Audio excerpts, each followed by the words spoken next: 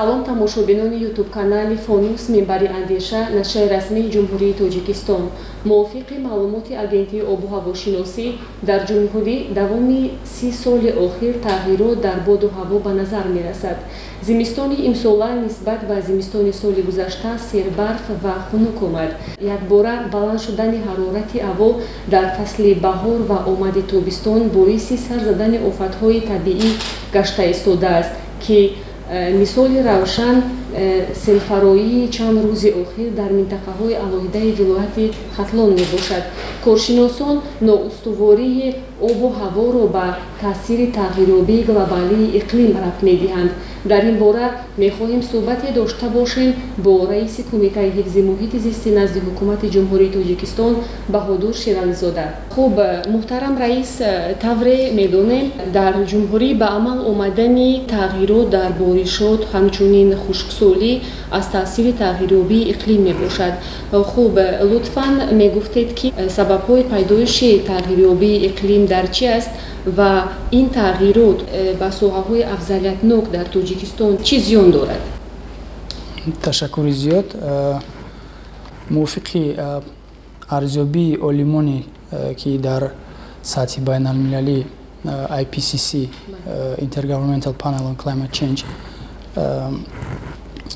ҳамасола онҳо ҳисоботи арзёбии пешниҳод мекунанд ва ҳисоботи арзёбии панҷуме ки олимон ва коршиносон дар самти тағйирёбии иқлим дастрас намуданд. мо мебинем ки дар давоми 150 соли охир ихроҷи газҳои гулхонагӣ зиёд шуда истодаанд ва ин омил барои баланд шудани ҳарорати сайёра оварда мерасонад ва яке аз факторҳои омилҳое ки барои тағйирёбии иқлим оварда расонда истодааст, ин омили антропогенӣ ёки омили инсонӣ мебошад, аз фаъолияти инсон ва фаъолияти инсон рабт дорад. дар ҷумҳурии Тоҷикистон мо агар назар афканем, чӣ хеле ки дар иҷросияи 40-уми конференсияи генералии ЮНЕСКО ки асосгузори сулҳу ваҳдати милли пешвои муаззами миллат муҳтарами Моаи Раҳмон дар он ҷо баромад доштанд ва дар баромади худ қайд карданд ки ҷумҳурии Тоҷикистон нисбати партовҳои газҳои гулхонагӣ ва дар агар мушаххастар гӯем ихроҷи CO2 партовҳои CO2 карбон дар ҷаҳон ҷои 135-ро ишғол мекунад ва агар мо дар минтақаи Осиёи марказӣ бинем, истихроҷи CO2 гази карбон ҳиссаи Тоҷикистон 3%-ро ташкил медиҳад ки як ҳиссаи ночиз аст, вале аз ҷиҳати осебпазирӣ ба тағйирёбии иқлим ҷумҳурии Тоҷикистон бисёр ҳам ҳассос ё хеле осебпазир аст. барои ҳамин самтҳои афзалиятнок энергетика, кишоварзӣ, нақлиёт ва захираҳои об мебошанд. ман ҳозир ба шумо як мисол меорам. мо мувофиқи ҳисоботҳои бонки ҷаҳонӣ аз соли 1992 то соли 2006 зиёни иқтисодие ки аз паёмадҳои ногувори ноустувори боду ҳаво ва тағйирёбии иқлим ба иқтисодияти ҷумҳурии Тоҷикистон расонида шудааст. ин 1.8 миллиард доллари Иёлоти Муттаҳидаи Амрикоро ташкил медиҳад ва аз ҳамон соли 92 то 2006 зиёда аз 7 миллион нафар аз паёмадҳои ногувори тағйирёбии иқлим зарар диданд. ба он самтҳои афзалиятноке ки мо номбар кардем, чӣ хеле ки дар боло гуфтем, зиёдшавии ҳарорати ҳаво ба обшавӣ бо суръати пиряхҳо оварда мерасонад ва ин омил ба соҳаи энергетика ва захираҳои оби ҷумҳурии Тоҷикистон зиён мерасонад. дар баъзе минтақаҳо мо мебинем ки ҳарорати ҳаво ё ин ки боришот дар як фасли муайян сурат мегирифт ва ин ҳам бошад дар баъзе минтақаҳо ҳарорат зиёд шуда истодааст ва боришот камтар шуда истодааст ки ба соҳаи кишоварзӣ зарар мерасонад. ва мо мебинем ки дар хоҷагиҳо аллакай хоҷагиҳои деҳқонӣ ё деҳқонон бале ба дигар намуди тухмиҳо мегзоранд ки бисёртар онҳо устувортар ба ҳамун омилҳои тағйирёбии иқлим мебошанд. мо инро мушоҳида мекунем. таъсири тағйирёбии иқлим ба ҳамаи соҳаҳо тавре шумо зикр кардед, яъне ки ба назар мерасад махсусан захираҳои обӣ аз ҳама осебпазир дониста мешаванд, маҳз бо мақсади оқилона истифода бурдани яъне ки манбаъҳои обӣ. Президенти мамлакат муҳтарам Эмомалӣ Раҳмонам яъне ки ҷомеаи ҷаҳониро ба масъалаи вобаста ба об ҷалб намуда буданд. Дар ин самт барои ҳифзу нигоҳдории манбаъҳои обӣ аз ҷониби кумита чӣ тадбирҳо андешида мешавад?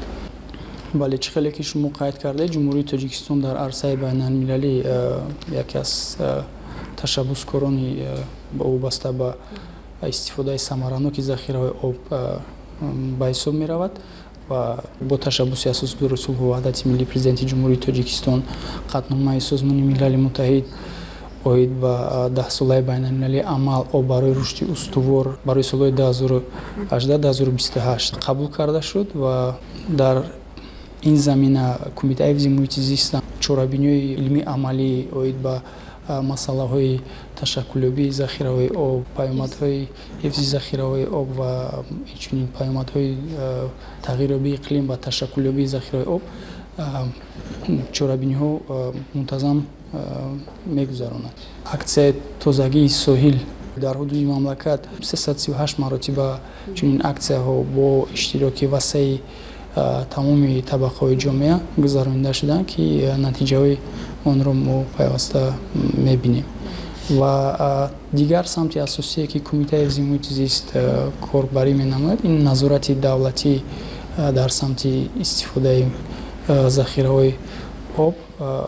мо амалиётҳои назоратиам аз тарафи кормандони кумита мунтазам гузаронида мешаванд ва аз аввали сол мо агар бинем ба 598 нафар барои риоя кардани талаботҳои қонунгузорӣ дар соҳаи ҳифзи муҳити зист ва ҳуқуқу вайронии маъмурӣ протоколҳо тартиб дода мешаванд. Самти асосии кумита ин бурдани назорати давлатӣ аст, лекин мо бо ҷомеа корбарӣ мекунем ки барои корҳои фаҳмондадиҳӣ ва чунин аксияҳои тозагии соҳил ки мардумро ҷалб карда ба тозаву озода нигоҳ доштани соҳили дарёҳо корбарӣ менамоем. Инҷо дар масъалаи партов шумо зикр кардед раис, ки партов яъне ки асоси гӯям яке аз проблемаи асосии экологӣ дар кишвар ба ҳисоб меравад. Он ҳам таъсиррасон ба манбаъҳои обӣ дар кишвар маҳсуб меёбанд. хуб, Кумитаи ҳифзи муҳити зист ҳамчун мақоми ваколатдор ҳаст дар самти муомилоти партовҳо. Дар ин раванд кумита барои мақсад ба танзим даровардани партовҳои ҳам истеҳсолӣ, ҳам партовҳои сахти маишӣ чӣ тадбирҳо меандешад дар ҷумҳурӣ ки истифодаи халтаҳои пахтагӣ ба роҳ монда мешавад? Бисёр саволи муҳим аст. дар ҷумҳурии Тоҷикистон 73 адад партовгоҳҳои сахти маишӣ мавҷуд буда, масоҳати онҳо наздик ба 300 гектарро ташкил медиҳад.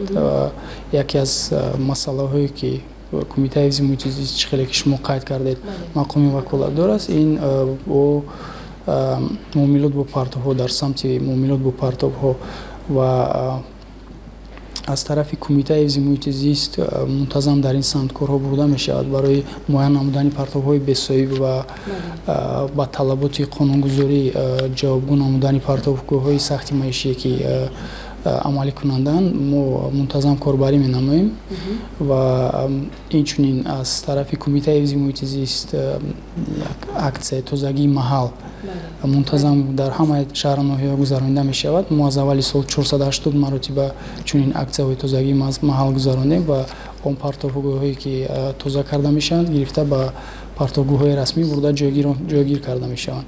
Ва ман фикр мекунам ки дар самти коркарди партовгоҳҳои сахти маишӣ аз тарафи кумита кор бо бахши хусусӣ бояд тақвият дода шавад, чунки коркарди партовгоҳи сахти маишӣ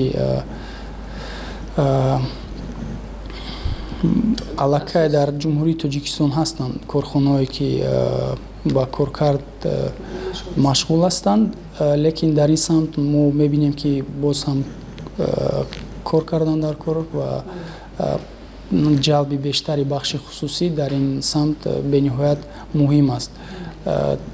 дуюм қисми саволи шумо оиди манъ кардани воридот, истеҳсолот ва истифодаи борҷомаҳои пластикӣ ва полиэтиленӣ аз тарафи Кумитаи ҳифзи муҳити зист ва бо супориши ҳукумати ҷумҳурии Тоҷикистон як лоиҳаи қарор оид ба манъ кардани воридот, истеҳсолот ва истифодаи борҷомаҳои пластикӣ то 15 микрон. То 15 микрон яъне он бениҳоят борҷомаҳое ки бисёр тунук аст ва коркарди онҳо барои бахши хусусӣ на он қадар манфиатовар аст. Бале, вақте ба баъзе шаҳру ноҳияҳо сафар мекунам, мо мебинем ки айнан ҳамин намуди борҷомаҳои полиэтиленӣ дар гирду атрофи баъзе қисмҳо ё ки бо шамол ба гирду атрофи партобҳои расмӣ ҳам бошад, ба гирду атроф бо шамол паҳн мешаванд. Ва мо бисёри кишварҳои аврупоӣ ва инчунин дигар давлатҳое ки ба мо наздик ҳастанд, ба Гурҷистон, Украина, инҳо аллакай истифодаи чунин борҷомаҳои пластикӣ ва маҳсулотҳои пластикиро маҳдуд карда истоданд. Мо ҳам тасмим гирифтем ки ҷумҳурии Тоҷикистон ва мунтазам мо якбора не, марҳила ба марҳила мехоҳем аз истифодабарии борҷомаҳои пластикӣ ки ҳастанд воридот, истеҳсолот ва истифодабарӣ даст кашид ва онро бо борҷомаҳои латагӣ ки ҳастанд ва ё барои экология, барои муҳити зист зараровар нестанд, истифода барем. Ва дар ин самт ман фикр мо аллакай якчанд ташаббусҳо бо марказҳои савдо дар соли 2020 гузаронем ва мо дидем ки бисёри аллакай шаҳрвандони мо ҳам оиди истифодабарии аз назари экологӣ тозаам борҷомаҳоро ва ё меписанданд ва мунтазам марҳила ба марҳила аз истифодабарии чунин маҳсулотҳои пластикӣ ки ғавсияшон то 15 микрон аст даст мекашад. Коршиносон бар он назаранд ки дар раванди тағйирёбии иқлим барои бехавф мондан ва ё устувор будан ба ҳамин ҷараён яъне ки беҳтарин восита мутобиқшавӣ дониста мешавад. Лутфан бигӯед ки роҳҳои мутобиқшавӣ ба тағйирёбии иқлим кадомҳоянд ва чӣ гуна мо метавонем дилхоҳ соҳаро ё як нафар чӣ гуна метавонем мутобиқ шудан ба ин ҷараён? Ҳар як шахс аввал бояд аз худ сар кунад. Масалан, мо дар саҳни даромадгоҳи Кумита як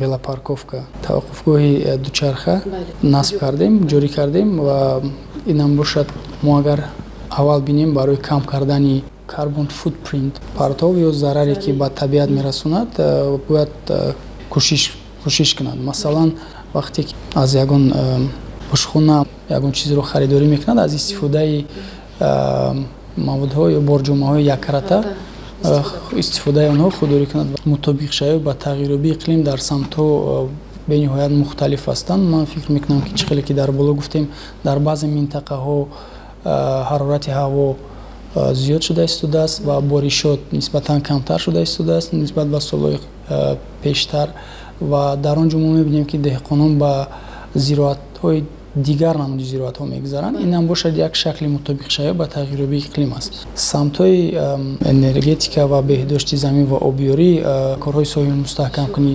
шинонидани дарахтон дар ҷойҳое ки барои пешгирии эрозияи замин мусоидат мекунанд, мо бояд кӯшиш ба харҷ диҳем. Тирамоҳи соли 2020, баҳори 2021 дар маъракаи ниҳолшинонӣ агар мо бинем то 30 апрел мо дар миқёси ҷумҳурӣ 1,75,180 бех дарахтони ороишӣ ҳамеша сабз ва мевадиҳанда шинонида шуданд. Ташаббуси раиси шаҳри Душанбе муҳтарам Рустами Эмомалӣ оид ба шаҳри сабз табдил додани Душанбе аз тарафи шаҳрвандон бисёр хуб пазируфта шуд. Аз тарафи Кумитаи ҳифзи муҳити зист зиёда аз 7000 бех ниҳолҳо шинонида шуд ва ин иқдомро мо дар оянда низ дастгирӣ менамоем. Ман фикр мекунам ки Тоҷикистон дар самти мутобиқшавӣ ба тағйирёбии иқлим дар минтақаи Осиёи Миёна пешқадам аст барои он ки мо солҳои қаблӣ бо дастгирии ҳукумати ҷумҳурии Тоҷикистон дар якҷоягӣ бо фондҳои глобалии экологӣ якчанд ташаббусҳои барномаҳои пилотӣ оид ба мутобиқшавӣ ба тағйирёбии иқлим PPCR роҳандозӣ карда шуда буд ки барои баланд бардоштани иқтидори зеҳнии кормандони вазорати идораҳои дахлдор оид ба паёмадҳои ногувори тағйирёбии иқлим дар бахшҳои мухталифе ки аст аллакай иқтидори кофӣ доранд ва инчунин оид ба баланд бардоштани сатҳи дониши аҳолиам дар самти мутобиқшавӣ ба тағйирёбии иқлим корҳои назаррас анҷом дода шудаанд. хуб маърифатбахшӣ ва иттилоотонии аҳолӣ яке аз муҳимтарин корҳо барои мутобиқшавӣ ба тағйирёбии иқлим дониста мешавад. имрӯз гуфтан мумкин аст ки аҳолӣ барои мутобиқ шудан ба тағйирёбии иқлим як дониши кофӣ доранд. мо вақте ки ба фаъолияти кумита назар меафканем мо дар 9 самт фаъолияти назорати кумитаи ҳифзи муҳити зист бароҳ мондааст ва дар самтҳои чӣ гуфтем ҳифзи ҳавои атмосфера, дар самти истифодаи оқилонаи захираҳои об, дар самти муомилот бо партобҳо, канданию фоиданок ва маъмули умум, дар самти истифодаи оқилонаи олами набототу ҳайвонот. вақте ки кори назоратиро мо мебарем мо мебинем ки бисёри вақт қонуншиканиҳое ки сурат мегиранд аз сарчашмаи он ин паст будани сатҳи маърифати экологии аҳолӣ ба ҳисоб меравад. яке аз омилҳои муҳими баланд бардоштани сатҳи маърифати экологии аҳолӣ ин яке аз самтҳои афзалиятноки фаъолияти кумита мебошад ва аз тарафи ҳукумати ҷумҳурии Тоҷикистон дар солҳои 2015-2020 барномаи комплексии рушди тарбия ва маърифати экологӣ татбиқ шуда буд ва мо соли 2020 ин барномаро ҷамъбаст кардем ба як натиҷаҳои назаррас низ ноил гаштем дар якҷоягӣ бо дигар вазоратҳои идораҳо бо вазорати маориф, энергетика ва захираҳои об, кумитаи ҳолатҳои фавқулодда дар маҷмӯъ бо дигар вазорати идораҳо мо ҳамкориро баром мондем ва дар ҳар як вилоят шаҳр ноҳия ва аз рӯи нақшаи чорабиниҳо дар боғчаҳо, дар мактабҳо, дар донишгоҳҳо чорабиниҳои мухталиф, озмунҳои мухталиф гузаронида мешуданд ва ин барнома бисёр хуб ва бо як натиҷаҳои нағз мо ҷамъбаст кардем ва